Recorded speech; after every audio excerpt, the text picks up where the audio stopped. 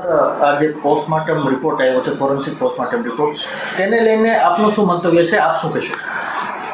આજે forensic પોસ્ટમોર્ટમનો report છે, બીજો રિપોર્ટ છે.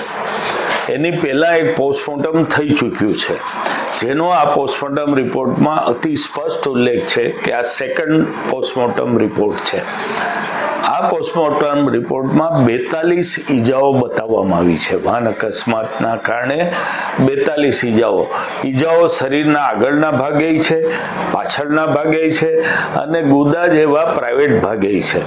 સામાન્ય રીતે ઇમ્પેક્ટ જ્યારે થાય, ઠોકર લાગે, ત્યારે સેકન્ડ્સ માટે જે કોઈ વ્યક્તિ છે એ વાહન સાથે અથડાય, પછી કાં દૂર ફેંકાઈ જાય કાં વાહનની નીચે આવી જાય. દૂર ફેંકાઈ જાય તો કોઈ બોથડ પદાર્થ જેવું કે રેલિંગ છે લોખંડની કે દિવાલ સાથે ભટકાણો હોય તો બે જગ્યાએ આગળ અને પાછળ તો ઈજા થઈ શકે. બીજું, વાહન અકસ્માતમાં મારી 30 વર્ષની જિંદગીમાં ખૂબ વાહન અકસ્માત અને કેસોની સારવાર કરી છે. આવી 42 ઈજાઓ જોવા મળે એવું હું પહેલી વાર જોઈ રહ્યો છું. કુલ 42 ઈજાઓ મૃતકના શરીર ઉપર છે. પોસ્ટમોર્ટમ રિપોર્ટના 19મા કારણ કોઝ ઓફ ડેથમાં એવું બતાવવામાં આવ્યું છે કે આ ઈજાઓ મૃત્યુ પહેલાની હતી, ફ્રેશ હતી એટલે કે તાજી હતી અને કઠણ અને બોથડ પદાર્થથી થયેલી ઈજાઓ હતી.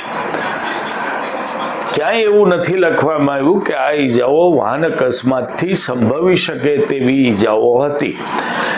કઠણ અને બોથડ પદાર્થ હુમલામાં પણ વપરાતા હોય છે, વાહન અકસ્માતમાં પણ હાર્ડ બ્લન્ટ ટ્રક છે, બસ છે, એવી વસ્તુઓ સાથે વ્યક્તિ ભટકાય ત્યારે એવું પિક્ચર આવતું હોય છે. પણ કઠણ બોથડ પદાર્થમાં લાકડી આવે, પાઇપ આવે, ઊંધી કુવાડી આવે, ધારીઓ આવે, ઘણી બધી વસ્તુઓ આવતી હોય છે. પણ સામાન્ય રીતે એક લાઈન લખાતી હોય છે કે આ ઈજાઓ વાહન અકસ્માતથી ઉપજવી શકે એવી ઈજાઓ હતી. એ વાક્ય આ પોસ્ટમોર્ટમ રિપોર્ટના કોઝ ઓફ ડેથમાં આપવામાં આવ્યું નથી. બંને રિપોર્ટ સાથે વાંચવા જોઈએ. પેલા ડોક્ટર પણ ક્વોલિફાઈડ પ્રમાણિત ડોક્ટરો છે જેમણે પહેલું પોસ્ટમોર્ટમ કર્યું છે, આ બીજું પોસ્ટમોર્ટમ છે. જો બે રિપોર્ટ સાથે વાંચવામાં આવે તો ઘણા બધા પ્રશ્નો જે ઊભા થાય છે એનું નિરાકરણ આવી શકે.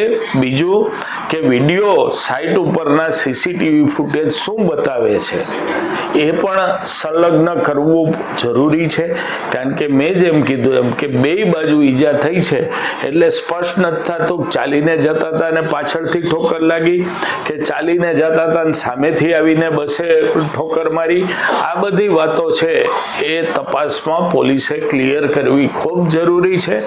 નહીતર આવતા દિવસોમાં આની ઉપર ઘણી બધી કોન્ટ્રોવર્સી જ્યારે કેસ ચાલશે ત્યારે થઈ શકશે.